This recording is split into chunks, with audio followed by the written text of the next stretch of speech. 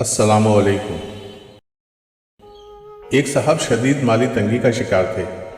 खाना पीना तो खैर पूरा हो जाता था, मगर रिहाइश की सख्त परेशानी थी।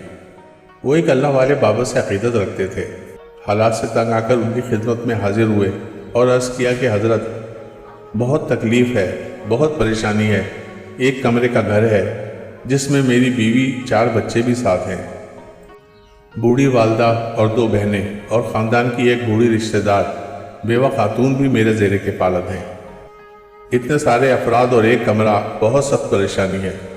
ये कहते हुए उन साहब की आंखें भीग गई।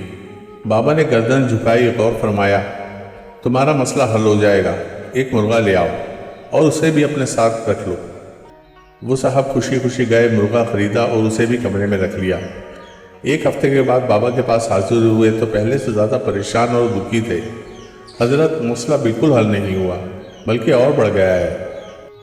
मुर्गा शोर मचाता है, गंदगी फैलाता है। बाबा ने फिर थोड़ा गौर किया और फरमाया, मसला कुछ बड़ा है, तुम एक बकरा ले आओ और उसे भी साथ रखो और एक हफ्ते के बाद इत्तला दो। एक हफ्ते के बाद आए तो परेशान हाल थे। बोले, या हज़रत, मसला और गंभीर हो गया है।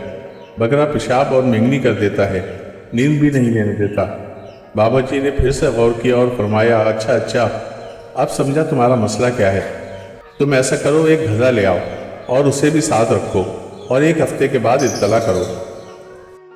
एक हफ्ते के बाद वो साहब आए तो ऐसा लगता था कि फिक्र और परेशानी से अभी वफात पा जाएंगे। मुस्तकिल रो रहे थे और अधमुए हो चुके थे। या हज़रत, अब तो ज़िंदगी से तंग आ गया हूँ, गधे ने तो जीना हराम कर दिया है। बाबा जी ने फरमाया, अच्छा ऐसा करो कि मुर्गा निकाल दो, फिर इत्तला दो। हफ्ते बाद वो साहब आकर बोले, अब हालात में थोड़ी बेहतरी हुई है। बाबा जी ने कहा, अच्छा अब बकरा भी निकाल दो, एक हफ्ते के बाद खबर करो। एक हफ्ते के बाद उन्होंने आकर बताया कि अब हालात पहले से बेहतर हो गए हैं। फरमाया, अब गधा भी निकाल दो और एक हफ्ते बाद इत्तला दो। हफ्ते बाद वो साहब मिठाई का डब्बा लेकर हाजिर हुए, चेहरे पर इत्मीनान और मुस्कुराहट और अंग अंग में खुशी। या हज़रत, मसला बिल्कुल हल हो गया है। अब अपना कमरा बंगला लगता है, सब घर वाले खुश हैं, सब खुले खुले रहते हैं और कमरा बिल्कुल साफ है। इसी खुशी में मिठाई लाया हूँ, कबूल फरमाइए। वो साहब मिठाई देकर चले गए तो बाबा जी ने फरमाया, इसकी गाड़ी कामयाबी की सड़क पर आ गई है।